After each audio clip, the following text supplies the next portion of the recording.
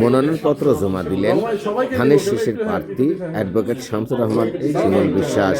ত্রয়োদশ জাতীয় সংসদ নির্বাচনে পাবনা 5 সদর আসনের বিএনপি মনোনীত ধানের শীষের প্রার্থী অ্যাডভোকেট শামসুর রহমান শিমুল বিশ্বাসের মনোনয়নপত্র জমা দেন জেলা বিএনপির নেতৃবৃন্দ। রবিবার দুপুর 3টায় জেলা রিটার্নিং কর্মকর্তা ও জেলা প্রশাসক শাহেদ মোস্তফার হাতে মনোনয়নপত্র জমা দেন।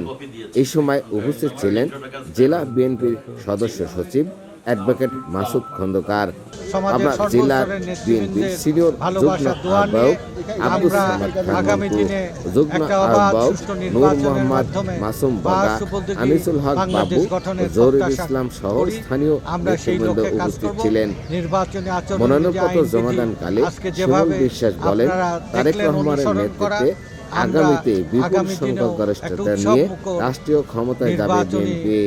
আয়োজনের জন্য যাবতীয় সহযোগিতা করবে, নিজেরা আইন মানব, অন্যরা যেন আইন মানে তার জন্য অনুরোধ করব। আমার মনে হয় না যে কোনো আইন ভঙ্গ করার মতো কোনো কাজ কেউ করবে। আইন ভঙ্গ করার মতো জনমত যার পক্ষে, তারা যদি আইন মানে, অন্য পক্ষ আইন অমান্য করতে চাইলেও পারবে না।